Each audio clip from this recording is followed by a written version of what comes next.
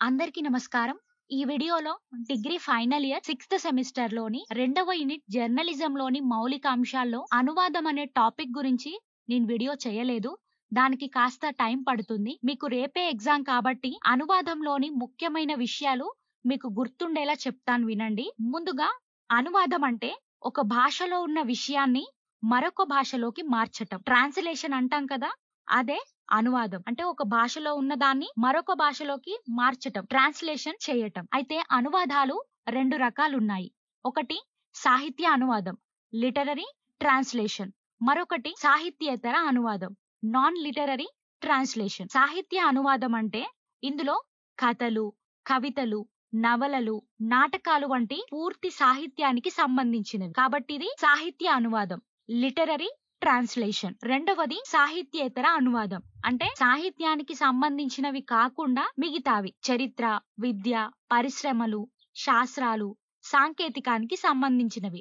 Non literary translation. అయితే సాహిత్య అనువాదంలో అనువాదం చేసేవారికి స్వేచ్ఛ అనేది ఉంటుంది. అంటే పదాలను ట్రాన్స్‌లేషన్ చేసుకోవచ్చు. కానీ సాహిత్యేతర అనువాదంలో అలాంటి స్వేచ్ఛ అనేది అనువాదకుడికి ఉండదు. భావాన్ని మార్చకూడదు. ఉన్నది ఉన్నట్లుగా నిజంగా చెప్పడం మాత్రమే ఉంటుంది. దాన్ని మార్చుకోవడం అలాంటిది సాహిత్యేతర అనువాదంలో ఉండదు. ఈ విధంగా అనువాదాలు 2 రకాలు. సాహిత్య అనువాదం, సాహిత్యేతర అనువాదం. Literary translation, non literary translation. తర్వాత అనువాద ప్రక్రియలో ముఖ్యంగా 4 దశలుంటాయి. మొదటి దశ, రెండవ దశ, మూడవ దశ, 4వ దశ. మొదటి దశ అంటే అర్థం చేసుకునే దశ. అంటే అండర్‌స్టాండింగ్ స్టేజ్. అనువాదకుడు ఏదైతే అనువాదం చేస్తున్నాడో దాన్ని పూర్తిగా అర్థం చేసుకునే దశ మొదటి దశ. ఇక రెండవ దశ డెసిషన్ స్టేజ్. అనువాదానికి ఒక రూపాన్ని నిర్ణయించుకునే దశ. ఇక మూడవ దశ పద దశ. అంటే వర్డ్ సెలెక్షన్ స్టేజ్. అంటే అనువాదం చేసేటప్పుడు సరైన పదాలను ఎంచుకునే దశ. ఇక 4వ దశ న్యాయ దశ లాంటిది. అంటే చేసే రచనకు పూర్తి న్యాయం చేయటం. ఇది చివరి దశ.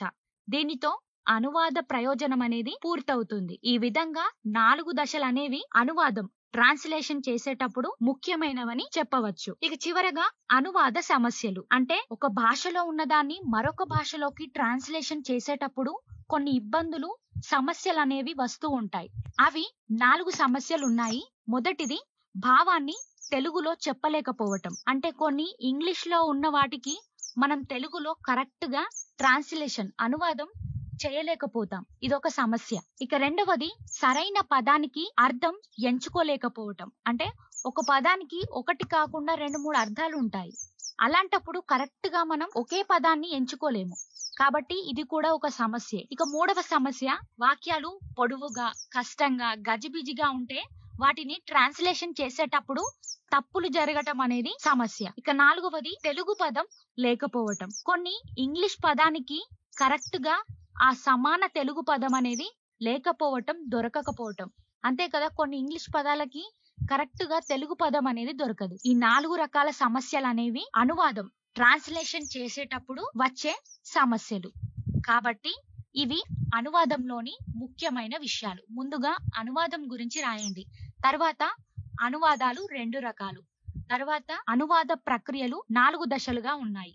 చివరగా అనువాద సమస్యలు ఏంటో రాయండి. మొత్తంగా మీరు అనువాదం ట్రాన్స్‌లేషన్ అనే టాపిక్ ని, కాన్సెప్ట్ ని అర్థం చేసుకొని కింద డిస్క్రిప్షన్ లో పీడిఎఫ్ పెట్టాను. ఒకసారి చదువుకోండి. ఇక మీరు ఈ 6th సెమిస్టర్ లో ఏ క్వశ్చన్ కి ఆన్సర్ రాయాలన్నా ముఖ్యంగా హెడ్డింగ్స్ పెడుతూ నీటిగా ప్రజెంటేషన్ ఇవ్వండి.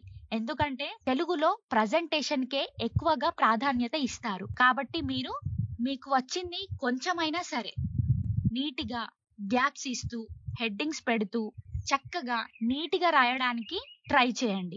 అలాగే 6th సెమిస్టర్ లో ఉన్న ప్రతి ఒక్క టాపిక్ కూడా మీకు తెలియందైతే ఏదీ కాదు. ప్రతి ఒక్కరికి రిలేటెడ్ గానే ఉంటాయి. కొంచెం ఆలోచిస్తే రాయొచ్చు. ప్రతిదీ మీరు విన్న టాపిక్ ఎక్కడో ఒక దగ్గర. ధన్యవాదాలు.